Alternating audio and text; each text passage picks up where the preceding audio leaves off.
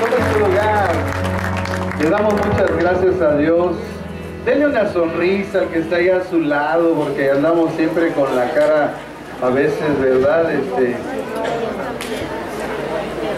De enojo, y pues dice la Escritura que la palabra de Dios hermosea el rostro. Así es que mientras más estamos en su presencia, más gozo sentimos en medio de las adversidades, circunstancias, ¿verdad? Hoy salen todos los jóvenes, y que gracias a Dios son bastantes. Sí, son buenos. Me dejan solo aquí. Pero le doy muchas gracias a Dios por esta hermosa juventud, ¿verdad? Todos estos jóvenes que Dios ha dado a esta iglesia. Somos una iglesia joven, y yo creo que fácil, yo creo que la mitad o poco más de la mitad son jóvenes, y eso es muy bueno. Eso es muy bueno, porque así las congregaciones se hacen grandes, ¿verdad? Al rato se casan y pues lógicamente ya no es uno, sino 3, 4, 5, 6. Y ahí está la bendición.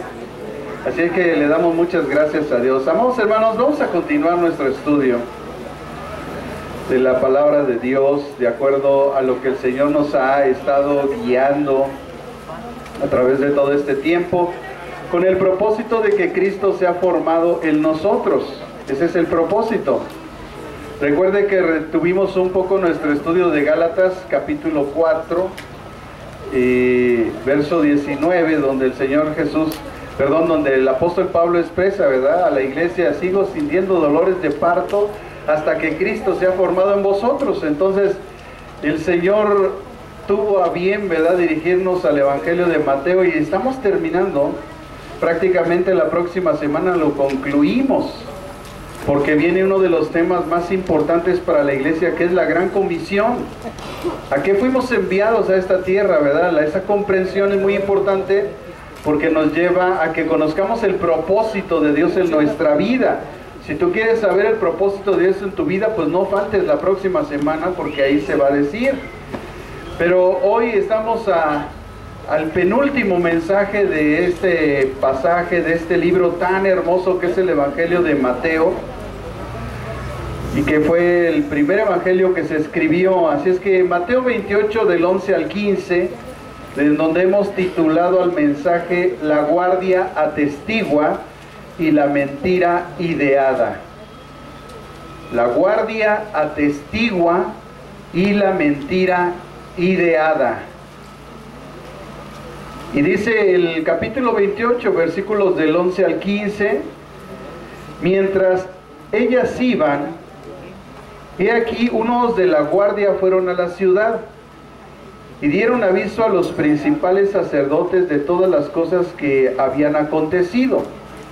Y reunidos con los ancianos y habido consejo, dieron mucho dinero a los soldados, diciendo: decid vosotros, sus discípulos vinieron de noche y lo hurtaron, estando nosotros dormidos.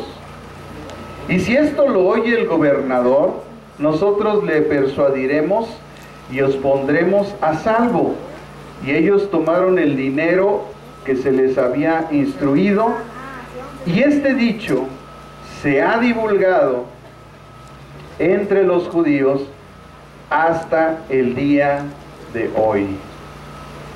Como ya hemos explicado, amados hermanos, a través de todos los mensajes que hemos visto, según parece, el momento en que Jesús murió, Juan había salido del Gólgota y solamente quedaron las pocas mujeres fieles. Ellas no podían por sí solas cuidar el cuerpo, especialmente en el poco tiempo que quedaba antes del final del día. Y en cualquier caso no tenía ningún lugar para enterrar a Jesús.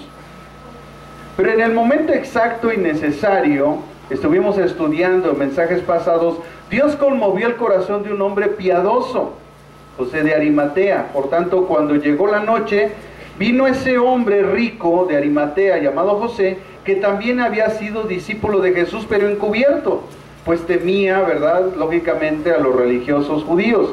Tal como ya se explicó, las horas de la noche eran aproximadamente, en aquel tiempo, es que las horas de nosotros son diferentes. Para ellos las horas de la noche eran de las 3 de la tarde a las 6 de la tarde. Para nosotros no. Para nosotros todavía es tiempo de hacer otras cosas, ¿no? Pero en el reloj judío es al revés. En ese tiempo en el cual se consideraba que comenzaba el día siguiente, y en ese caso venía el día de reposo, por eso querían bajar el cuerpo de Jesús, acomodar al lugar y enterrarlo de inmediato, porque en el día de reposo supuestamente no se hacía nada. José de Arimatea fue y entró osadamente ante Pilato, lo vimos, a pedir el cuerpo de su maestro, ya sin importarle lo que dijera la gente, con gran valentía, como lo expresa el Evangelio de Mateo, en el capítulo 15, en el versículo 43. Ahí Marcos, ¿verdad?, nos enseña que él entró osadamente, de una forma determinada a obtener el cuerpo de su maestro. Las mujeres se habían ido al sepulcro a ungir el cuerpo después de haber obedecido el sabbat y no sabían cómo entrarían a la tumba. Pero al llegar a la tumba estaba vacía y un ángel del Señor estaba sentado sobre una piedra. María Magdalena salió corriendo sin esperar la anunciación del ángel de la resurrección del Maestro. Esta fue la conclusión que llegamos después de estudiar todos los evangelios con respecto a este pasaje, ¿verdad? Los mensajes paralelos. Así concluimos que María Magdalena vio el sepulcro vacío y se echó a correr. Y María, la madre de Jacobo, el hermano de Jesús, y Salomé y Juana, que descubrimos en otros evangelios que también estaban ahí, y que en algunos evangelios se dice las mujeres solamente, pero descubrimos quiénes eran realmente. Ellas se quedaron a la anunciación del ángel, y el ángel les dio la noticia divina de que Jesús había resucitado. Así es que la resurrección de Cristo fue una anunciación divina. También vimos, ¿verdad?, que el Señor Jesús no se abrió, no se quitó la piedra para que saliera Jesús. Jesús ya no estaba ahí. Al contrario, se quitó la piedra para que entraran y vieron que Jesús había resucitado. Al salir de ahí entonces les salió al encuentro, ¿verdad?, cuando las mujeres le dio la anunciación que el Señor había resucitado, salieron a dar las buenas nuevas a los discípulos, y mientras iban en el camino Jesús les sale al paso y les dice salve, que significa hola, ¿qué tal? ¿Cómo están? De una forma impresionante el Señor Jesús se les aparece y lo primero que les dice es hola. Impresionante eso de nuestro Señor, hermanos. Las mujeres quedaron atónitas y entonces el Señor Jesús les da ese mensaje de que vayan y comuniquen que Él ha resucitado. Inmediatamente cuando ellas lo vieron, cayeron postradas en el piso y lo adoraron, lo cual da un simbolismo muy, muy grande espiritual, lo cual hace ver que Jesucristo es Dios. La guardia ya no estaba la guardia ya no estaba, y el Evangelio de Mateo nos hace el señalamiento que los que guardaban, o la guardia que estaba ahí, fueron a la ciudad y dieron aviso a los principales sacerdotes de lo acontecido, mientras que posiblemente les costaría la vida, porque si ellos decían, como decían los sacerdotes, que se habían dormido, los hubieran matado. Pero ellos no estaban dormidos, ellos vieron todo, así es que llegaron con los sacerdotes y les dijeron todo lo que había acontecido. Así surgió una de las más grandes mentiras con respecto a la resurrección de Jesucristo. Pues los sacerdotes se juntaron nuevamente, como siempre lo hacían, para conspirar en contra del Mesías, y entonces hicieron correr una mentira que dice la Escritura que hasta el día de hoy, anticipando Dios y el Espíritu Santo, que conoce el pensamiento y las acciones de todos los hombres, dejó establecido este acontecimiento para que se diera fe que Dios conoce todas las cosas y que nada sale de su control. Así es que dejó el Espíritu Santo este testimonio para nosotros, para que sepamos que hubo una mentira que se estuvo divulgando entre los judíos y que ha prevalecido hasta nuestros tiempos. Ese falso testimonio, como hemos visto, se ha divulgado hasta el día de hoy. Hasta el día de hoy los judíos piensan eso, que sus discípulos robaron el cuerpo de su maestro. lo cual era, según vimos la semana pasada, imposible por muchos aspectos. El principal es que ni siquiera estaba en la cabeza de los discípulos sacar al maestro de la tumba. Ellos huyeron en el Getsemaní y se fueron a esconder.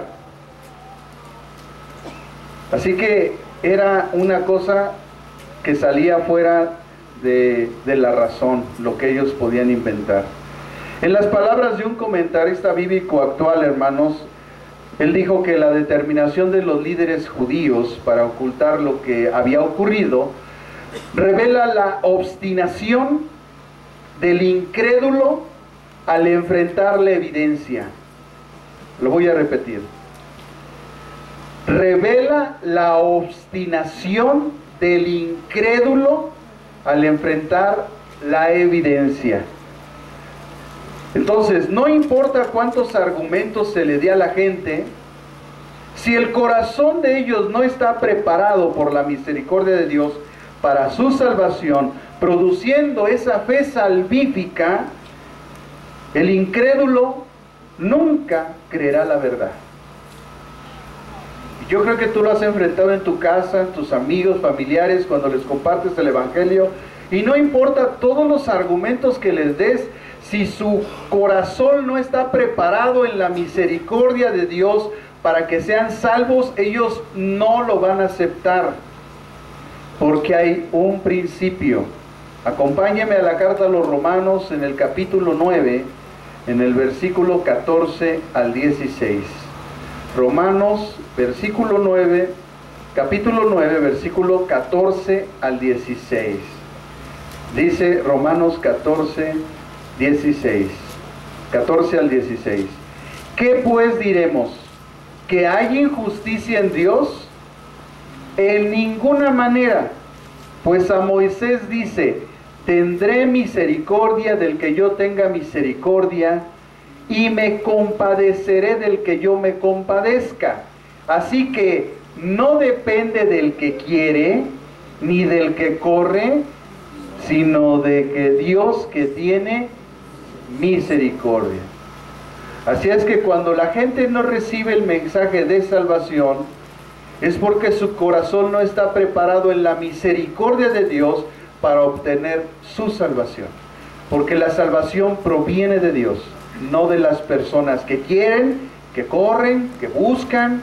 No, es Dios el que nos ha traído por su misericordia. Hay algunos que niegan que Cristo existió, hermanos. Otros niegan la resurrección.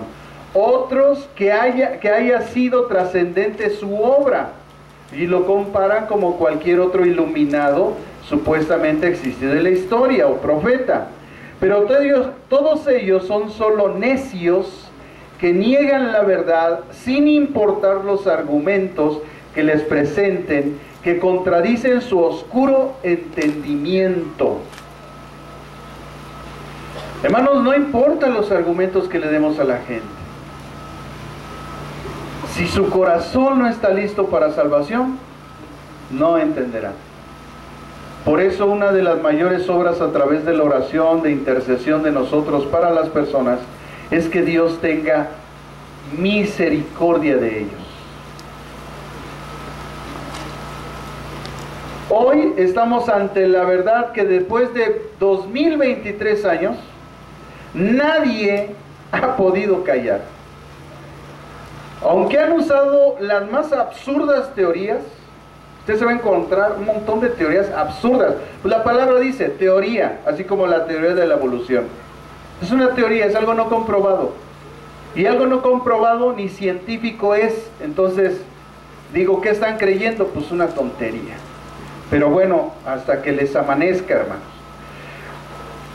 Como las que inventaron los religiones necios e incrédulos de la época de Jesús para negar su resurrección. Pero Dios, que sabe todas las cosas, dejó registro de las artimañas del maligno, pues no desconocemos sus maquinaciones, como el apóstol Pablo un día lo dijo en la segunda carta a los Corintios, en el capítulo 2, en el versículo 11. No desconocemos sus maquinaciones. Y esto para entender y discernir y desmentir la más grande verdad que ellos quisieron acallar: que Cristo murió, que Cristo resucitó al tercer día conforme a las Escrituras, y está sentado a la diestra del Padre. Además, Cristo es Dios, es Señor, Él reina y vive por los siglos de los siglos. Amén. Y no importa lo que diga la gente. Al igual que toda buena obra, hermanos, de literatura, el Evangelio de Mateo no es una colección al azar de hechos, ideas o historias, sino que tiene un plan y un propósito bien específico. En el capítulo 28 no es simplemente un testimonio de los soldados y el propósito de la mentira ideada. Los guardias entran en la ciudad, dice el versículo 11, y una mentira es ideada, versículo 12 al 13. Pero además vemos la promesa de persuasión y el dicho que ha prevalecido hasta nuestros días. Estos son los tres aspectos que esta mañana, amados hermanos, vamos a analizar. Y van a ver qué precioso es esto. Yo me sigo maravillando, hermanos. Para mí es un honor, un privilegio estudiar esto y traérselos como un alimento preparado. ¿Qué le gustaría comer hoy? ¿Qué le parecerían unos camarones empanizados? Unos bisteces, ¿verdad? Empanizados, un pollo rostizado, a la leña que le encanta a mi esposa, un cóctel de camarón.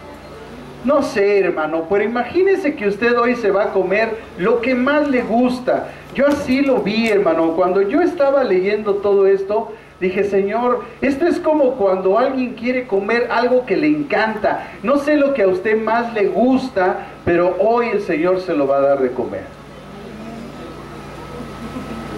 Así que el primer aspecto lo vamos a analizar, y es que los guardias entran en la ciudad. Y dice el versículo 11, mientras ellas iban, he aquí unos de la guardia fueron a la ciudad y dieron aviso a los principales sacerdotes de todas las cosas que habían acontecido. Amados hermanos, solo Mateo tiene esta referencia de lo acontecido con los guardias. Sabemos que cuando Mateo se escribió, fue a través de la tradición oral. Es decir, que él empezó, ¿verdad?, él supo a través de todo lo dicho, lo que se hablaba acerca de Jesús, él tomó para escribir su evangelio. Después Marcos vino y al ver el evangelio de Mateo, dijo, bueno, es que aquí le faltó esto a Mateo de explicar, yo creo que había que poner esto, y él escribe otro evangelio. Y posteriormente aparece Lucas y dice, amado Teófilo, excelentísimo Teófilo, como ya han habido muchos que han querido poner en orden los acontecimientos que entre nosotros han sido ciertísimos, me ha parecido bien a mí el indagar exhaustivamente para poner en orden todo lo que ha sido verdadero entre nosotros. Así es que todavía viene Lucas y toma lo de Mateo, toma lo de Marcos, y él añade por la investigación que él hizo y pone todo un orden sistemático de todas las cosas de los acontecimientos de Dios. Por eso, esos evangelios se les llama evangelios sinópticos. Así que cuando le hagan examen, responda, los evangelios sinópticos es Mateo, Marcos y Lucas. Estos soldados romanos de la guardia, hermano, de Pilatos, que habían sido puestos a la disposición del Sanedrín, probablemente tenían temor de informar a Pilato lo que había sucedido. Así es que se fueron con los sacerdotes. Pues sí, como decimos en México, el miedo no anda en burro, ¿eh? Así que acudieron los sacerdotes y parece que dieron el relato fiel de los hechos hasta ahí donde ellos lo comprendieron, porque en un momento cayeron tirados al piso. Pero la pregunta es, después del testimonio de los guardias de la tumba, ¿se quedaron convencidos los miembros del Sanedrín de la resurrección de Jesús? No. Su corazón estaba tan endurecido que no pudieron ver la verdad. Amados hermanos, aquí hay un principio espiritual. Cuando el corazón de la gente está endurecido, no puede ver la verdad. El apóstol Pablo, cuando escribe a Tito, en el capítulo 1, versículo 15, Pablo en Tito 1:15, le dice estas palabras: todas las cosas son puras para los puros, mas para los corrompidos e incrédulos nada les es puro, pues hasta su mente y su conciencia están corrompidas. Lo voy a leer otra vez. Todas las cosas, ¿qué son todas las cosas? Bueno, todas las cosas son puras para los puros. O sea, no hay nada impuro para una persona que es pura. Más para los corrompidos e incrédulos, nada les es puro. Es decir, con todo se andan contaminando. Porque ese es su carácter, son impuros. Pues hasta su mente y su conciencia están corrompidas. Amados, Dios no se agrada de aquellos que no le creen. Él espera que sus hijos, con mucha firmeza, crean en su palabra y en cada una de sus promesas. El no creer en Dios es mostrar la escasa relación que se tiene con su Santo Espíritu. Ya que el Espíritu de Dios, aquel que no conoce de imposibles, una vez que se te revela en su aspecto sobrenatural, tus pensamientos cambian y es renovada tu mente. Ya no hablas lo mismo, sino que te mantienes con una seguridad de que aun cuando tus ojos no ven lo que esperas, sabes que Él hará algo y en cualquier momento sucederá. Jesús declaró estas palabras, hermanos, en el Evangelio de Juan, en el capítulo 16. Acompáñenme a Juan capítulo 16, versículos del 8 al 9. Son palabras de nuestro Señor, y Él dijo estas palabras en Juan 16, del 8 al 9. Y cuando Él venga, convencerá al mundo de pecado, de justicia y de juicio. De pecado, por cuanto no creen en mí.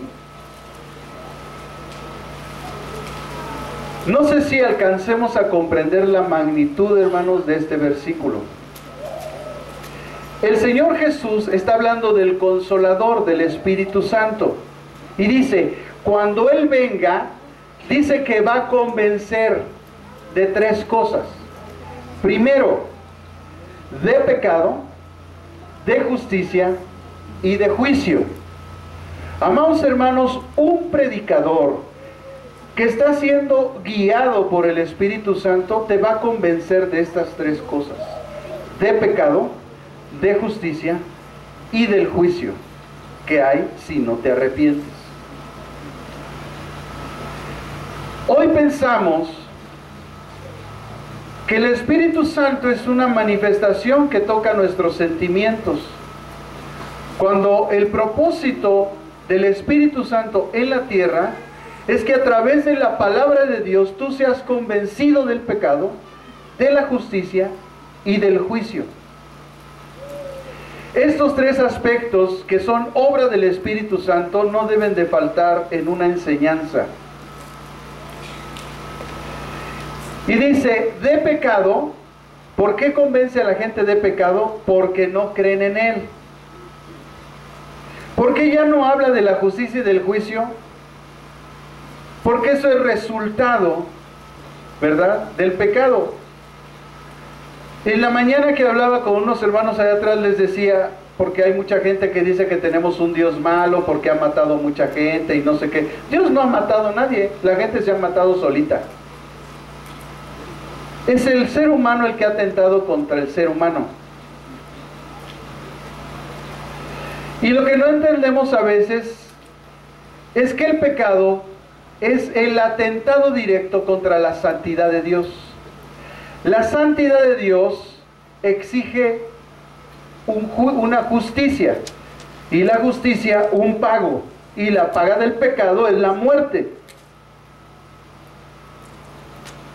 Por eso el Señor lo que hace en su amor y su bondad y misericordia es darle la ley al hombre, para que el hombre tenga oportunidad de decidir entre lo bueno y lo malo, al discernir a través de lo que es bueno y malo a los ojos de Dios, y pueda él ir orientado hacia lo bueno. Pero ¿qué pasa? Que la naturaleza del hombre, que es pecadora, lo orienta hacia el mal. Entonces viene Cristo, muere en la cruz, y la fe en Él nos hace nacer de nuevo para que nuestra orientación sea hacia el bien y podamos ser librados del pecado y podamos ser salvos de la ira de Dios. Esa es la obra de Dios. Dios no tiene robots. Dios le dio toda libertad al hombre. Y todo lo que ha acontecido en este mundo ha sido por obra del hombre. Si Dios dictó juicio sobre un pueblo, sobre una nación descrita en las Escrituras, es porque llevaban años haciendo maldad, pecando delante de Dios, haciendo injusticia, violando, destruyendo, quebrantando. Solamente hay que mirar la historia de este mundo y vamos a ver cómo se formaron los reinos, y se van a dar cuenta que todo ha sido por la avaricia, por las ganas de poder. Y eso, hermanos, al tiempo, por supuesto que trae juicio. Y eso, que caiga juicio sobre una nación, sobre una persona, lo único que demuestra es que Dios es justo. Y a cada uno le paga según sus obras. El problema, también que existe teológicamente, es que no entendemos que sí, la gente que no conoce de Dios sufre por sus pecados, pero los hijos de Dios no. De otra manera, si la forma de morir estableciera, de una persona estableciera que ha sido bueno o malo en este mundo, amados hermanos, Cristo murió en una cruz. Los apóstoles, hermanos, lean su historia, cómo murieron. La forma y tipo de muerte de una persona, lo único que anuncia es la voluntad de Dios para que Él se reúna en el reino. Pero no determina si Él fue bueno o fue malo, porque no estamos aquí por buenos, estamos por la gracia y la misericordia de Dios, y el medio que sea para ir con Él, bienvenido sea. Aleluya. Pero hay gente allá afuera, incluso hermanitos, entre paréntesis, que piensan que porque una persona muere de alguna forma, por una enfermedad, una circunstancia, es por sus pecados, hermano. Hermano, nosotros no somos pecadores. Todos nuestros pecados nos fueron perdonados en la cruz del Calvario. Entonces no entienden lo que significa justificación. Y yo les diría, pónganse a estudiar las Escrituras, porque por eso tienen esas lagunas mentales. ¿No será que quien te está enseñando está en una secta? Hermanos, así obran los sectarios. Llenan a la gente de prohibiciones. Pero es hasta que nosotros entendemos la obra de Dios, la obra del Hijo y la obra del Espíritu Santo, que entendemos los procesos de Dios. Así que el Señor declara que el Espíritu Santo vendría a convencer a las personas de pecado, de justicia y de juicio. Si tú quieres encontrar una iglesia de sana doctrina, te van a hablar de esto. No te van a hablar de que traes un campeón dentro de ti, Dentro de ti, hermano, no hay nada bueno. La Biblia dice que tú eres un pecadorcete empedernido. A menos que seas justificado por Dios y hayas nacido de nuevo, tú sigues siendo la misma persona de antes. Lo que nosotros no discernimos, hermanos, es que no todos los que estamos en la iglesia somos salvos. Por eso yo les digo, asegúrense de ser salvos y pídanle al Espíritu Santo que venga a su vida, porque de otra manera ustedes no van a poder estar y vivir esta vida cristiana. Hermanos, solamente hay que ver la actitud de la gente para darse cuenta que ni siquiera tienen a Cristo en su corazón. No somos salvos por venir a la iglesia, somos salvos porque tenemos al Espíritu Santo, somos morada de Él. ¿Y cómo yo sé, pastor, que el Espíritu Santo mora en mí? Fácil, hermano, porque das el fruto del Espíritu: amor, gozo y paz, que esto aplica hacia Dios; bondad, benignidad,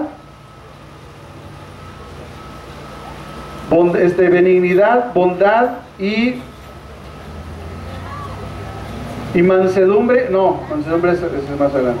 A ver, amor, gozo, paz, paciencia, bondad y benignidad hacia el prójimo. Si tú eres bondadoso, eres benigno, y eso lo aplicas al prójimo, tú debes de saber que el Espíritu Santo está en ti, porque tú no eres nada bueno. Si tú tienes amor, pues la preeminencia de nuestro amor es a Dios. Y tenemos paz con Dios porque hemos sido justificados. Dice, justificados pues por la fe, tenemos paz para con Dios por medio de nuestro Señor Jesucristo. Eso aplica para con Dios. Y tenemos gozo porque el gozo es algo que proviene de Dios. Y eso aplica a Dios. Es el gozo el que nos hace adorar, glorificar y exaltar a nuestro Dios. Por eso esas tres primeras partes del fruto aplican a Dios. Las otras tres partes aplican al prójimo. Fe, mansedumbre y templanza es para nosotros. Si tú tienes fe, eres manso y eres templado en tu temperamento, no que al primer hervor te cueces, no, sino que eres templado, mantienes la calma, te están insultando, te están agrediendo, te están diciendo, tú estás así. ¿Ya acabaste? Digo, ya para irme, ¿no? O si no, pues te sigo escuchando, no hay problema, a mí no me estás ofendiendo. Porque yo no estoy aquí por bueno. Entonces, eso nos aplica a nosotros. Cuando nosotros manifestamos eso, entonces nos damos cuenta que el Espíritu de Dios está en nosotros. Pero si no sabemos eso, entonces ¿cómo alguien sabe que tiene al Espíritu cuando no sabe discernir esas cuestiones del Espíritu? Por eso Jesucristo dijo, por su fruto los conoceréis. Es el fruto el que muestra quién está dentro de ti. Por eso se llama fruto del Espíritu, porque es algo que nada lo puede producir, sino el Espíritu de Dios que está en nosotros. Pero en este caso, estos hombres no tenían nada de eso, así es que conspiraron en contra de Jesús, y su incredulidad a la persona del Mesías, a su obra, y que además quisieron bloquear la obra del Mesías crucificándolo en una cruz, lo único que manifestó es ese aspecto de la gente que se llama incredulidad. Hermanos, la incredulidad nos aparta de Dios. Cuando tú no estás creyendo en Dios, estás apartado de Él. Mira lo que dice Hebreos 3:12. Hebreos 3:12. Mirad, hermanos, que no haya en ninguno de vosotros corazón malo de incredulidad para apartarse del Dios vivo. La incredulidad, entonces, nos aparta de Dios.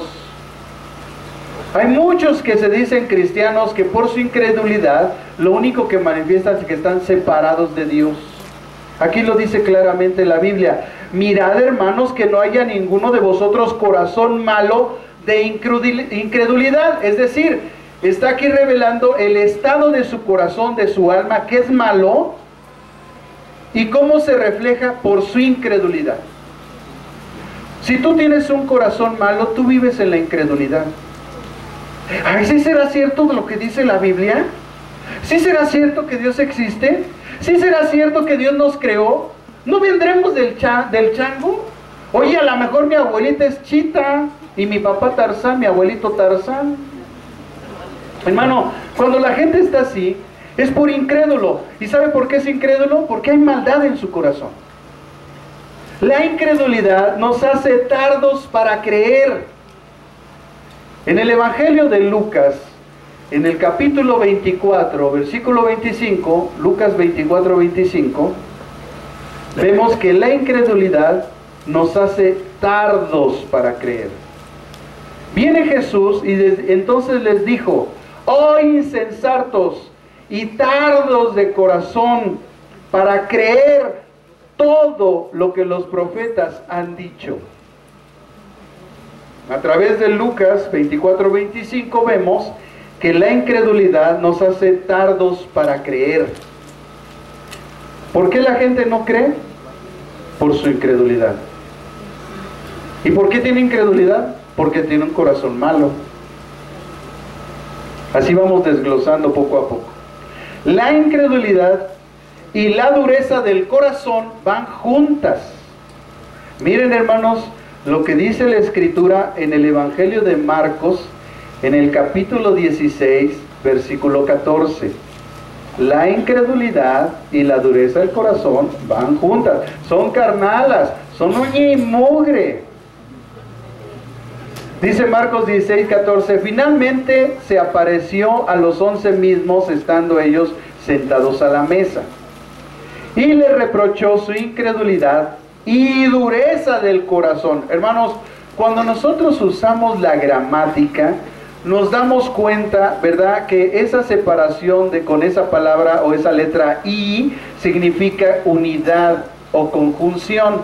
Entonces, cuando dice la Escritura, finalmente se les apareció a los 11 mismos cuando ellos sentados a la mesa, y le reprochó su incredulidad y dureza del corazón, eso nos hace ver que esas dos cosas van juntas, porque no habían creído a los que les habían visto resucitado. Y este pasaje viene con respecto a la resurrección de Cristo. Pero también debemos de aprender que hay un poder espiritual detrás de la incredulidad. Hay un poder espiritual detrás de la incredulidad. Segunda de Corintios 4:4. Segunda carta de Pablo a los Corintios, en el capítulo 4, en el verso 4, dice la Biblia: en los cuales el Dios de este siglo cegó el entendimiento de los incrédulos, para que no le resplandezca la luz del Evangelio de la gloria de Cristo, el cual es la imagen de Dios. Así que aquí vemos claramente que hay un poder espiritual que trae la incredulidad. Es decir, que la persona incrédula, la persona que no cree en Jesucristo, la persona que está dudando de su palabra, la persona que está dudando de la obra de Dios, la obra del Hijo y la obra que el Espíritu Santo está haciendo en los creyentes para su santificación y su glorificación posterior por la fe que tuvieron en Jesucristo al haber sido redimidos por su sangre. Entonces, amados hermanos, hay un poder espiritual que está influenciando la mente y el corazón de esas personas. Pero además, hermanos, la incredulidad estaba profetizada. En el Salmo capítulo 106, versículo 24, Salmo 106, 24, vemos que la incredulidad estaba profetizada. Dice el Salmo 106, 24: pero aborrecieron la tierra deseable, no creyeron a su palabra. Amados hermanos, el libro de los Salmos se escribió muchísimos años antes de que el Mesías promulgara su propósito sobre la tierra de salvación para el perdón de sus pecados a través de su sacrificio en el pacto sempiterno hecho con su sangre. Y en el libro de los Salmos ya se expresaba miles de años atrás, se había profetizado que la gente aborrecería el ofrecimiento del Mesías, es decir, la tierra deseable, y además no creerían en su palabra, no creerían en su palabra. Cuando tú encuentras a una persona que duda de este hermoso libro, tú te das cuenta que hay incredulidad, que detrás de él, como hemos visto a través de las Escrituras, hay una influencia espiritual que lo está llevando a esa incredulidad, que ha endurecido su corazón y que lo ha apartado de Dios. Y como consecuencia, no está creyendo la verdad de Dios. Por eso la incredulidad es pecado. Es más, es el pecado más grave de este tiempo. Porque la incredulidad va a condenar a miles de personas. Porque no han creído en el nombre del unigénito Hijo de Dios. La incredulidad va a condenar a miles de personas. Es el pecado por el cual la gente se va a condenar en esta generación. Dice el Salmo, capítulo 78, versículo 32. Salmo 78, verso 32. Escuche, con todo esto pecaron aún y no dieron crédito a sus maravillas. Con todo esto, dice el salmista, pecaron aún y no dieron crédito a sus maravillas. Este salmista está hablando de Dios, de la obra de Dios, y dice que la gente no dio crédito a lo que Dios hizo y por eso están en pecado. Y fue su incredulidad la que los llevó a eso. Por eso, hermanos, Satanás, el innombrable, está siempre, hermanos, obrando en la incredulidad de la gente. Que la gente no crea. Entonces usa sistemas de pensamiento contrarios a las Escrituras. Usa religiones falsas, sectas, donde adoran a los hombres antes que a Dios. Es increíble. Sectas pseudo cristianas que usan la Biblia, hermano. Pues sí, hermanos. Cuando una mentira o alguien te traduce mal la Biblia, hermano, te enseña mal, hay una cuestión espiritual ahí. Es hechicería. Y las sectas, apréndase esto, hermano, las sectas siempre van a querer gobernar tu mente y tus decisiones. Aquí no es una secta, hermano, usted tiene libre pensamiento, libre decisión, a libertad fuimos llamados. Aquí no se impone nada, se le aconseja lo que Dios dice y usted toma la decisión. Es increíble que ayer veía el documental de una secta, no voy a decir cuál para no quemarla, ¿verdad? Está en Netflix, puedo buscarla ahí. Sin hacer Netflix, ayúdanos.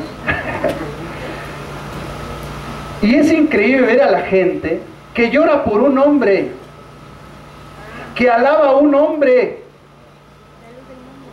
que obedece de una forma tan increíble, hasta hacen maldades y aborrecibles cosas por un hombre. Oye, hermano, yo dije, ¿cómo le habrás hecho tú? Porque acá todos desobedecen. Pero es por esa libertad que tenemos y le damos gracias a Dios. Porque usted es libre, usted puede entrar, puede salir cuando quiera. Aquí no es una secta, aquí usted tiene libertad. Solamente le damos el consejo de Dios para que usted avance en su vida, tome el consejo de Dios. Pero yo no estoy gobernando su mente, sus decisiones. Bueno, en esa secta hasta el marido les ponen. Claro, el líder ya había usado a esas novias. Míralo. No, pero es que es el ungido de Dios. Hermanos, de verdad, pobre gente, a mí me dio tristeza, de verdad hasta quería llorar, de ver esa esclavitud en esa secta. Son sectas destructivas, van directitos al infierno. Seguramente hay gente sincera, pero están sinceramente equivocados. Porque el único que merece la gloria y la honra es Jesucristo. Es uno de los factores por los cuales yo estoy en contra de que se autonombren apóstoles. Porque por eso nacen las sectas y empiezan a adorar a los hombres antes que a Dios. Oye, ni a Jesús. A Jesús lo crucificaron. Las multitudes gritaban, crucifíquenlo, crucifíquenlo. ¿Se dan cuenta, hermanos? Debemos de estar agradecidos de estar en Cristo y tener esta libertad de pensamiento, de corazón. Usted puede estar de acuerdo conmigo o no, no pasa nada.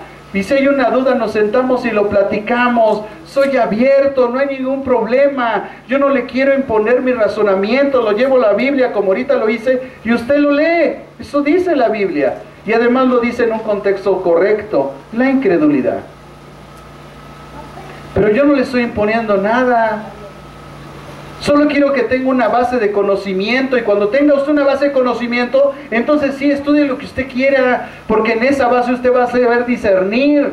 Pero si usted no tiene una base de conocimiento, hermanos, cualquier barco se lo va a llevar, y al rato va a estar con, sepa usted, la secta, por no ser obediente a tener una base teológica firme. Y ese es el problema que existe en las iglesias cristianas, que no tienen bases teológicas firmes, que conocen versículos de la Biblia, pero no conocen la Biblia. Conocen versículos de la Biblia, pero no conocen la Biblia. Usted debe ser experto en la Biblia. ¿Qué significa la palabra Biblia? ¿Cómo está dividida? ¿Cuántos libros tiene? ¿En qué idioma fue escrito? ¿Cuáles son los 3 tipos de hebreo en que la Biblia fue cambiado según las épocas? ¿Por qué el idioma hebreo ahorita es el hebreo masorético? ¿Cuántos tipos de masoretas había que se le llamaban los puntuadores? ¿Por qué se les llamaba puntuadores? ¿Cuántos libros tiene la Biblia? El Antiguo Testamento, el Nuevo Testamento. ¿Cuáles son? ¿Qué tipo de libros son? Históricos, proféticos, sapienciales. Y así todo eso lo tenemos que saber. Después, ¿cuáles son los libros de la ley? ¿Cuáles son los libros históricos en el Antiguo Testamento? ¿Cuáles son los libros sapienciales? ¿Cuáles son los libros proféticos? ¿Por qué son 5 profetas mayores? ¿Por qué son 5 profetas menores? ¿Cuáles son? ¿Cuál es el propósito del libro de Génesis? ¿Cuál es el propósito del libro de Éxodo, de Levítico, de Deuteronomio, de Josué, de Jueces, de Ruth, de Primera de Samuel, de Segunda de Samuel, de Primera de Reyes, Segunda de Reyes, de Primera de Crónicas, Segunda de Crónicas? Y así, ¿cuál es el propósito? Porque si no entendemos eso, lo único que estamos compartiendo son versículos, pero no estamos compartiendo la Biblia. Porque ni nosotros entendemos qué es la Biblia y cómo está constituida. Y nos vamos al Nuevo Testamento. ¿Dónde empieza el Nuevo Testamento? Aquí en esta traducción dice que los evangelios, pero técnicamente y teológicamente no, debe de empezar en el libro de los Hechos, porque en Hebreos capítulo 9 dice que para que un testamento entre en línea tiene que haber muerte del testador. Por lo tanto, los evangelios quedan dentro de esos libros históricos que son parte de la ley y del Antiguo Testamento, y a partir del libro de los Hechos empezamos el Nuevo Testamento. ¿Qué es el libro de los Hechos? ¿Cómo está constituido? ¿Qué partes tiene? ¿Cuál es el nombre que se le dio al libro de los Hechos en la antigüedad antes de ser llamado el libro de los Hechos? ¿En qué año fue escrito? ¿Quién es el autor? ¿Cuál es el propósito del libro de los Hechos? Y llegamos a Romanos. ¿Qué es la carta a los Romanos? ¿Cómo está constituida? ¿Cuál es su división? ¿Cuál es el propósito del escrito? ¿Por qué Pablo le escribió a Roma? Y así nos vamos con cada libro. Y amados hermanos, llega usted al Apocalipsis. ¿Qué es el Apocalipsis? ¿Cómo se debe de interpretar? Hermanos, después de que usted diga eso, salga y comparte el Evangelio. Si no, mejor siéntese a estudiar. Se lo ruego. Se lo pido, por favor. Digo, es que son las canciones que usted usa, pues que le revele algo, aunque sea ese cuate, ¿no? La incredulidad, entonces, hermanos, se vuelve necedad.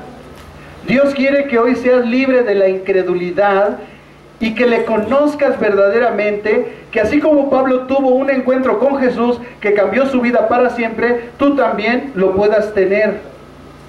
Amados hermanos, yo me he encontrado con muchos cristianos que no conocen la Biblia, que no conocen eso que les acabo de decir y lo deberían de conocer. Porque lo único que han escuchado es un predicador, no un maestro de la Biblia. Un maestro de las Escrituras te va a enseñar las Escrituras. Tú vas a saber por qué la palabra Biblia viene del griego, escribe biblios, conjunto de libros. Porque un maestro de la Biblia te va a enseñar eso. Tú nada más, he encontrado cristianos que lo único que han escuchado son predicadores los domingos, pero no maestros de las Escrituras. Cuando la Biblia dice, predica la palabra, predica la Escritura, enseña la Escritura. Y entonces llevan 10 años el Evangelio y no saben esto que yo les acabo de decir, tan fácil y tan simple. ¿Por qué Nuevo Testamento? ¿Por qué Nuevo Pacto? ¿Cuántos pactos hay? ¿Con quién se hicieron los pactos? ¿Con quién Dios hizo los pactos? ¿De dónde nacen los 5 pactos que se extendieron? ¿Por qué Dios tuvo que hacer un nuevo pacto? ¿Por qué las leyes del antiguo pacto no aplican a nosotros? ¿Qué tipo de ley no aplica a nosotros? ¿Cuántas leyes se dictaron? Pero hermanos, me encuentro gente que dice que sabe y está cuestionando siempre muchas cosas. Yo a esas personas les digo, pónganse a estudiar. Es lo mejor que pueden hacer en su vida, porque además es lo único que te vas a llevar allá arriba. El conocimiento de Dios. Jesucristo dijo, buscad el reino de Dios y su justicia para que todas las cosas les sean añadidas. Pero tú quieres un coche, pero tú quieres irte de vacaciones, pero tú quieres una casa nueva, pero nunca agarras la Biblia. Y primero es la Biblia, después es el coche y lo demás. Pero dicen que aman a Dios, pero no han leído que la Biblia dice que el que ama a Dios guarda su palabra. Y no guardas ni para ti, porque andas todo endeudado.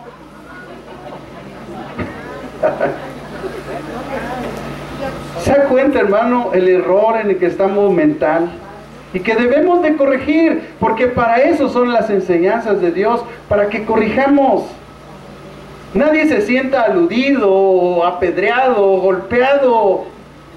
Hermanos, esta palabra llega primeramente a mí, yo soy el primer descalabrado. Ya después a mí en el rebote le llega a usted, pero ¿quién recibió el cocolazo? Yo. Yo recibí el piedrazo y a usted le rebotó. No es el mismo dolor. Cuando yo leo las Escrituras, estudio un pasaje y el Señor empieza a hablar, empieza a decirme, no seas incrédulo, tienes que creer. Me duele mi corazón porque sé que Dios está hablando a mí primero. Yo soy el primer descalabrado, a usted le cae de rebote. Pero resulta que usted sale chillando como si a usted le hubieran dado de inicio. En el versículo 12 y 13 de Mateo 28 vemos el segundo aspecto, hermanos, que es la mentira ideada. La mentira ideada, versículo 12 y 13. Y dice la Escritura, y reunidos con los ancianos y habido consejo, dieron mucho dinero a los soldados, diciendo, decid vosotros, sus discípulos vinieron de noche y lo hurtaron, estando vosotros dormidos. Estos piadosos sanhedristas conocían bien el poder del soborno. Hicieron un contrato con los soldados romanos para que mintieran acerca de la resurrección de Jesús. Del mismo modo que pagaron dinero a Judas para que lo traicionara. No muestran ni la más ligera tendencia a ser convencidos por los hechos, aunque no hubieran resucitado en los muertos del Señor. Así que no importa de quién provenga la verdad, hay quien no la quiere recibir por nada. A pesar de que vinieron los soldados, hermanos, pónganse a pensar nada más lo que habían ellos sido testigos. Cuando crucificaron al Señor, se oscureció todo, como si fuera de noche a las 12 del día. Viene un terremoto que hasta los soldados se postraron y dijeron, este es el Hijo de Dios. O sea, si querían una señal, ahí estaba. A los religiosos se les rompe el velo del templo como señal. Y ni así. Viene la resurrección. Bueno, ellos sellaron la tumba. Ellos pidieron que mandaran a la élite de los soldados para que nadie lo robara, según ellos.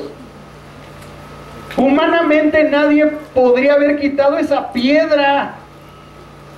Estaba sellada. Bueno, se quita la piedra. Los soldados van y les dan testimonio de todo lo acontecido. Seguramente dijeron, estábamos nosotros ahí parados resguardando el sepulcro cuando una luz nos invadió y un ángel abrió la tumba. Salimos corriendo. Y aquí estamos para decirles eso, y ni así creyeron, hermanos, porque cuando el corazón está endurecido por la incredulidad, por la influencia de ese ser espiritual que está entre nosotros, hermanos, la gente, no importa lo que le digas, no quiere creer. Dios tenga misericordia de esas personas, porque van a ir una eternidad sin Dios y sin esperanza. El evento central de esta culminación es la resurrección de Jesucristo. También es el hecho central de la historia redentora de Dios. La resurrección es la piedra angular de la fe cristiana. Y todo lo que somos, tenemos y esperamos ser, se predica en la base de esta realidad. Jesucristo resucitó y Él vive. No habría cristianismo si no hubiera resurrección. El mensaje de la Biblia siempre ha sido un mensaje de esperanza basado en la resurrección de Cristo. Es un mensaje en que la muerte no es el final para quienes pertenecen a Dios. Para nosotros no es el final, es el inicio de algo glorioso. Abraham obedeció por voluntad propia la orden divina de sacrificar a su hijo único Isaac, porque en fe lo consideró. El salmista declaró, Dios redimirá mi vida del poder del Seol, porque Él me tomará consigo. Ahí en el Salmo 49:15. En el Salmo 73:24 dice, 73:24, me has guiado según tu consejo, y después me recibirás en gloria. Isaías proclamó, tus muertos vivirán, sus cadáveres resucitarán. Isaías 26:19. A través de Daniel el Señor asegura a los que le pertenecen que aunque mueran un día, dice, serán despertados para vida eterna. Daniel 12:2. Oseas asegura a los creyentes que el Señor los resucitará a todos para que vivan delante de Él. Oseas 6:2. Ese hombre piadoso y justo llamado Job preguntó de modo retórico, ¿el hombre muriere, volverá a vivir? Y luego declaró, todos los días de mi edad esperaré hasta que venga mi liberación. Job 14:14.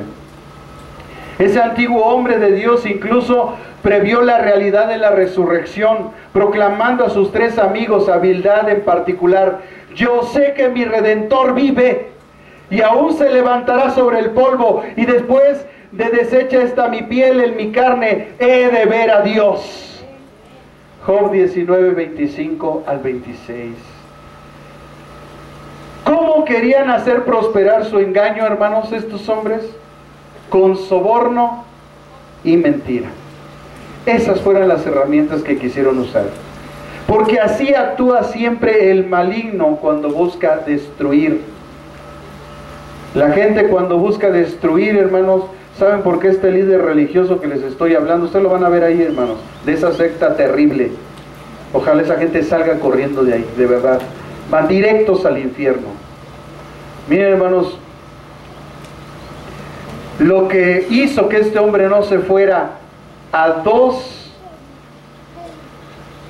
cadenas perpetuas en Estados Unidos fue que hicieron un soborno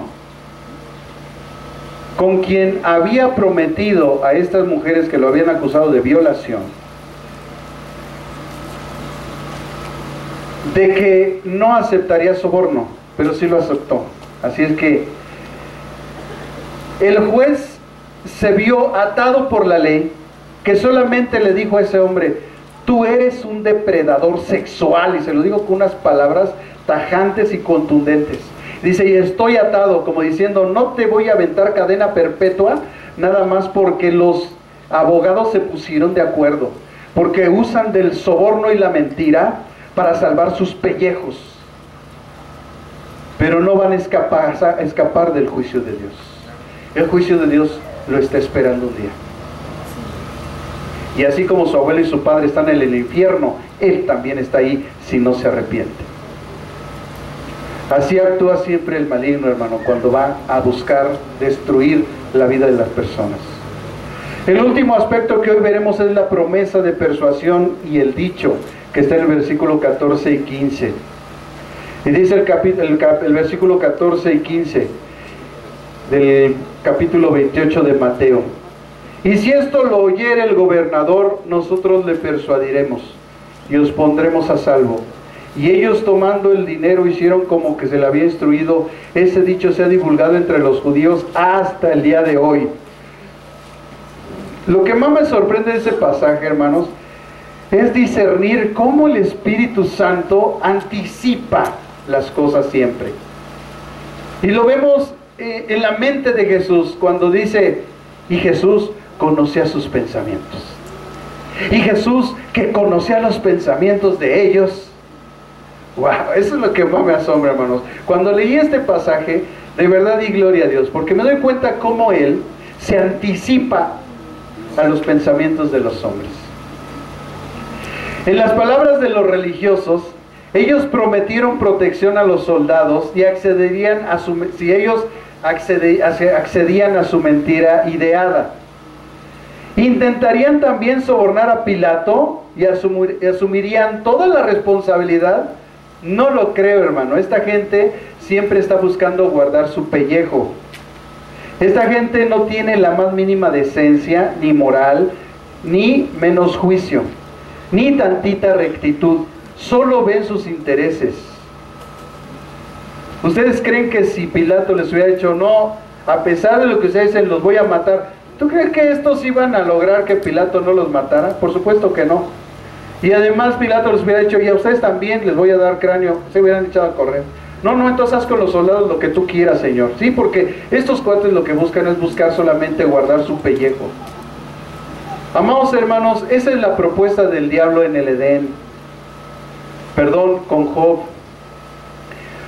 Cuando viene este ser espiritual, que en hebreo es el Hasatán, que es el ángel fiscal, que es el que lleva a cabo la función de que la ley de Dios se cumpla sobre la tierra. Dios, miren qué maravilloso, conociendo la mente y el corazón de este ser espiritual llamado el Hasatán, que después en el Nuevo Testamento se nos revela que es el diablo, Satanás, la serpiente antigua, el acusador de los hermanos en Apocalipsis. Bueno, hermano, este ser ya traía en la mente el destruir a Job, a pesar de que él era un hombre bueno, justo, temeroso de Dios y apartado del mal. Pero Dios, conociendo la mente de este ser, le dice: ¿no has considerado a mi siervo Job? Porque Dios conoce el corazón de toda su creación. Sí, Señor, pero quítale todas sus riquezas y todo lo que tiene y el vallado que le has puesto delante de él, y vas a ver cómo él blasfema tu nombre. Porque la propuesta de Satanás es que si Dios nos quita nuestras posesiones materiales, por eso un cristiano que pierde algo tiene que decir siempre: Jehová dio, Jehová quitó, bendito es el nombre de Jehová. Choqué el coche o me lo chocaron, pérdida total, Jehová dio, Jehová quitó, bendito es el nombre de Jehová. No, yo encuentro cristianos chillando. Porque ahí está su tesoro, porque ahí está su corazón. Jehová dio, Jehová quitó. Hermanos, nos pasan muchas cosas. Hay gente sin corazón, sin sentimientos, sin nada de bondad en su vida, y pasa y te raya el coche, te poncha las llantas. Bueno, imagínense que se digan cristianos. No, son hijos del diablo, esos no son cristianos. Ese no es el carácter de Dios. El Hijo de Dios muestra el carácter de Dios. Y un día llegué a casa y me dice mi hijo: y papá, ya nos rayaron la camioneta. Le digo: pues otra raya al tigre. Yo dijéramos, la acabo de pintar, ¿no? Pues sí, busco y lo crucifico en la esquina, a lo mejor. Humanamente.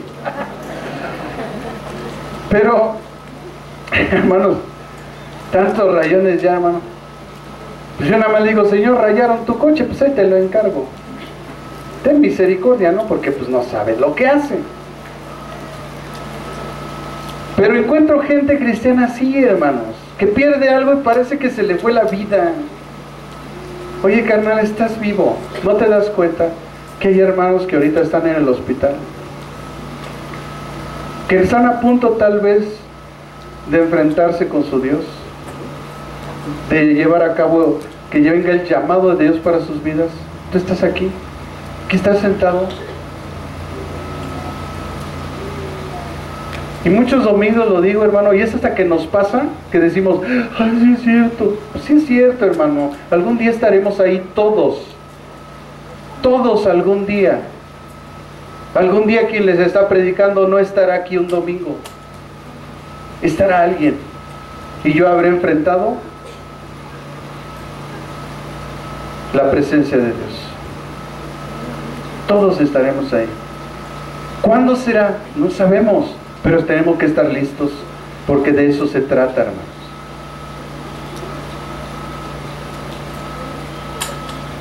Los soldados, después del ofrecimiento, que fue plata, la palabra, ¿verdad? Dinero es plata en griego. O sea, les dieron buena lana, no fue cualquier cosa, hermanos. Ellos no tuvieron ninguna ansiedad y cumplieron su parte. Dijeron: sí, lo vamos a hacer así como ustedes dicen. Y como nos reveló el Espíritu Santo en Mateo, esta mentira ha persistido a través de los siglos, o de este tiempo, 2023 años de nuestra fecha. Encontré un escritor antiguo llamado, con respecto a esto, que se llama Justino. En su diálogo 108, acusa a los judíos de extender esta acusación. Y otro teólogo antiguo llamado Bengel, en su escrito, que está en latín, que voy a tratar de pronunciar porque no encontré la traducción en español, pero en latín dice: quam laboris sum bellum mendaci contra varitetem. Solo Dios sabe. Pero dice que, pues sí, hermano, se divulgó extensamente por parte de los judíos de modo diligente para excusar su incredulidad en el mesianismo de Jesús, porque el propósito de los religiosos siempre fue negar que Cristo era el Mesías, y hoy vemos que fue a toda costa. Hoy vemos que el corazón de los religiosos de ese tiempo, hermanos, lo que hicieron de negar la divinidad de Cristo y su mesianismo fue a toda costa. No les importó nada, hicieron todo lo necesario. Sin embargo, tiempo después, el apóstol Pablo declaró en la primera carta a los Corintios, en el capítulo 15, versículo 20 al 22, 1 Corintios 15, 20 al 22, dijo Pablo: mas ahora Cristo ha resucitado de los muertos, primicias de los que durmieron es hecho, porque por cuanto la muerte entró por un hombre, también por un hombre la resurrección de los muertos. Porque así como en Adán todos mueren, también en Cristo todos serán vivificados. Uno de los primeros misioneros protestantes de las islas Ryukyu, ahí en Japón, en el Pacífico Occidental, describió una extraña fosa común. La lápida reveló que ahí se enterraron 11,000 cabezas cercenadas de cuerpos de cristianos. 11,000 en Japón, cabezas cercenadas de cristianos. Al investigar más, se enteró que en el año de 1637, el gobierno japonés, que en ese entonces controlaba las islas Ryukyu, ordenó exterminar a todos los cristianos en el imperio. Debido a que sabían que los cristianos creían en la resurrección, enterraron las cabezas de los creyentes martirizados a gran distancia de los cuerpos, creyendo que así evitarían la resurrección, porque pues iba a salir el cuerpo. ¿Dónde está mi cabeza? O sea, ven ese pensamiento, hermanos. No entienden. Miren, hermanos, es lo que mucha gente no entiende. Polvo somos, dice la Escritura, polvo eres y polvo te convertirás. Entonces el cuerpo se hace polvo, vuelve a la tierra. La cabeza se hace polvo, o sea, estaba la cabeza por acá, el cuerpo por acá. El cuerpo se hace polvo, entra a la tierra. La cabeza se hace polvo, entra a la tierra. Pero cuando nosotros resucitamos, ese cuerpo es regenerado. Es dado otro cuerpo. No quiere decir que ese mismo cuerpo se va a unir otra vez. ¿Dónde está mi cabeza? ¿Dónde están mis pies? Pero es la tontería, hermano, de las creencias antiguas. Somos completamente regenerados. No importa dónde haya quedado tu cuerpo, quedó en el mar, se lo tragó un pescado, a ese pescado se lo tragó otro pescado, a ese pescado una ballena, a la ballena la cazaron unos cazadores, la hicieron grasa, ¿verdad? Se comieron la carne se la comió un humano, el humano murió y la carne otra vez, y en esa carne iba tu cuerpo, se fue a la tierra otra vez. Hermanos, no importa lo que pase en nuestro cuerpo, somos regenerados, no sale nuestro mismo cuerpo. Pero bueno, son las ideas de la gente por no estudiar. Entonces, la resurrección de Jesucristo es el acontecimiento más grandioso en la historia del mundo. Es tan fundamental para el cristianismo que nadie la niega, y puede ser un cristiano verdadero solamente aquel que cree que Jesucristo resucitó. La declaración de fe de los apóstoles, transmitida a los judíos que se iban a convertir, y explícitamente Pablo escribiendo a los romanos en el capítulo 10, del versículo 8 hasta el versículo 12, dice la Escritura esta declaración de fe, Romanos 10, 8 al 12. Mas, ¿qué dice? Cerca de ti está la palabra, está en tu boca y en tu corazón. Esta es la palabra de fe que enseñamos o predicamos, porque la palabra predicación significa enseñar. Lo que tiene que hacer un predicador aquí adelante es enseñar la Biblia, las Escrituras. Pero eso no lo vemos en este tiempo, hermano. Enseñan todo menos las Escrituras. Dice que si confesares con tu boca que Jesús es el Señor y creyeres en tu corazón que Dios lo levantó de los muertos, es decir, que Jesucristo resucitó, serás salvo. Porque con el corazón se cree para justicia, pero con la boca se confiesa para salvación. Pues la Escritura dice, todo aquel que en él creyere no será avergonzado. Verso 12, porque no hay diferencia entre judío y griego, pues él mismo, que es Señor de todos, es rico para con todos los que lo invocan. Verso 13, porque todo aquel que invocar el nombre del Señor será salvo. Concluimos entonces, amados hermanos, dándole gracias a Dios por este tiempo que nos ha dado, y quiero referirles las palabras de una enseñanza que dio un comentarista antiguo respecto a este pasaje. Vean qué hermosas palabras.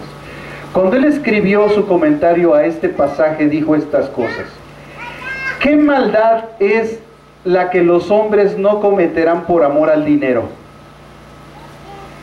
Aquí se dio mucho dinero a los soldados por decir a sabiendas una mentira, pero muchos refunfuñan porque es poco el dinero por decir lo que saben que es la verdad. Nunca dejemos morir la buena causa cuando vemos a los malos tan generosamente sostenidos. Los sacerdotes se dedicaron a protegerse de la espada de Pilato, pero no protegieron a los soldados de la espada de la justicia de Dios, que pende sobre las cabezas de quienes aman y hacen una mentira. Pretenden más de lo que pueden hacer los que tratan de sacar inerme a un hombre que comete pecado voluntario. Pero esa falsedad se refuta a sí misma. Si todos los soldados hubieran estado dormidos, no hubieran podido saber lo que pasó. Si alguno hubiera estado despierto, hubiera despertado a los otros e impedido el robo. Si hubieran estado dormidos, por cierto, que nunca se hubieran atrevido a confesarlo, porque los gobernantes judíos hubieran sido los primeros en pedir su castigo. De nuevo, si hubiera habido alguno de verdad en el informe, alguna verdad en el informe, los dirigentes hubieran juzgado con severidad a los apóstoles por eso. El todo muestra que la historia era falsa por completo. No debemos culpar de tales cosas a la debilidad del entendimiento, sino a la que Cristo es Hijo de Dios en su resurrección. Y nadie podía dar pruebas más convincentes de esa verdad que aquella que los soldados dieron a los fariseos, pero ellos no la recibieron. Ellos aceptaron el soborno para impedir que otros creyeran. La evidencia más clara no afectará a los hombres sin la obra del Espíritu Santo. El Espíritu Santo, hermanos, cuando tú lees la Biblia, cuando tú tienes al Espíritu Santo y lees la Biblia, Él te convence que esto es verdad. Jesucristo fue lo que declaró: el Espíritu de verdad, el cual el mundo no puede recibir porque no lo ve ni lo conoce, Él los guiará a toda la verdad. ¿Por qué la gente duda de la palabra de Dios? ¿Por qué la gente duda de la resurrección de Cristo? ¿Por qué creen la mentira y no la verdad? Es muy fácil, porque no tienen al Espíritu Santo de Dios, pues Él nos guía a toda la verdad. A Él es siempre la gloria, la honra y la alabanza. Aleluya. Póngase de pie, hermano. Quiero solamente que hagamos una oración y demos muchas gracias a Dios por esta palabra que afirma nuestra fe, nuestra convicción en la resurrección de nuestro Señor Jesucristo, y nos da las bases suficientes para creer cada vez más en nuestro Salvador. De verdad, Dios es grande, es maravilloso. Este libro no pudo haberse escrito por un ser humano. Imposible. Ha habido grandes obras de la literatura. Una de las más grandes obras que ha trascendido los tiempos es la Ilíada de Homero. Y la Ilíada de Homero, hermano, después de la primera copia que nosotros tenemos de esa Ilíada de Homero, de los acontecimientos de cuando ocurrieron, fueron 3 siglos después. Pero la Biblia, la palabra de Dios, habían solo transcurrido 56 años y nosotros ya teníamos la palabra de Dios. Pero hay gente que cree más en las historias, en las fábulas, en las cosas místicas, que en la verdad que representa la palabra de Dios. Y somos nosotros, los portadores del Espíritu Santo, que hemos creído en la verdad, que tenemos esa gracia. Por eso en Mateo 13, Jesús les dijo a sus discípulos: a vosotros los es dado conocer las verdades del reino de los cielos. Esto que acabamos hoy de estudiar debe de afirmar nuestra fe y de afirmar nuestro conocimiento, y debe de alentar nuestros corazones a seguir escudriñando las Escrituras, a seguir buscando la verdad que solo el Espíritu Santo nos puede mostrar y revelar. Así que cierre sus ojos en su lugar y dele gracias a Dios. Dígale: gracias, Señor, por tu palabra que es verdad. Gracias porque tu palabra solo hace confirmar, Señor, mi fe, mi esperanza en la redención, Señor, que es tu amado Hijo Jesús. Bendito seas, Padre. A ti sea siempre la gloria, la honra y la alabanza, Señor. Gracias por tu palabra, que es el acto de amor, de gracia y de misericordia más grande dada a los hombres. Gracias por tu Hijo Jesús, que murió en la cruz y resucitó al tercer día, como está escrito en las Escrituras, Padre. Gracias, Jesús, por tu amor y tu fidelidad. Gracias porque no renunciaste ni un segundo, aunque experimentaste el más horrendo dolor en la cruz. Gracias. Gracias, Espíritu Santo, porque estás en mí, porque tú me muestras la verdad, porque me haces tener la esperanza en mi corazón de dónde voy a ir, Señor, cuando parta de este mundo. Mi vida está en tus manos, la vida de mi esposa y de mis hijos, la vida de esta iglesia está en tus manos, Señor. Tú eres el dueño de la iglesia, Miesnes Tlalpan. Tú eres el Señor de esta iglesia, Padre. Solo tú eres glorificado en este lugar. Solo tú eres exaltado, no el hombre. Porque si alguna virtud hay en mí, Señor, es por ti. Porque en mí no hay nada bueno, Señor. A ti es la gloria y la alabanza, Señor. Gracias, Espíritu Santo, porque acudiste a mi oración, Señor, de revelarnos a través de tu Espíritu, Señor, la gracia de Jesús en la cruz y la resurrección de Él por tu poder de entre los muertos. Padre Santo, hoy te pido esta mañana, si hay alguna persona que viene por primera vez, toca su corazón, Señor, en misericordia, y hazle conocer hoy el camino de la verdad, y llámala, Señor, con llamamiento santo a ser de Jesucristo, y que tu Santo Espíritu la motive hoy, Señor, para venir a tu presencia, para que escuche el llamado de tu Espíritu que le dice: ven, porque yo te escogí desde antes de la fundación del mundo, para que fueses santo y sin mancha delante de mí. Señor, si hay una persona esta mañana, tráela a este lugar, Señor. Hazla venir al frente por tu gracia y tu misericordia. Bendito seas, Padre, en nombre de Jesús. Dios te bendiga, Padre. Gracias, Espíritu Santo. Gracias, Señor.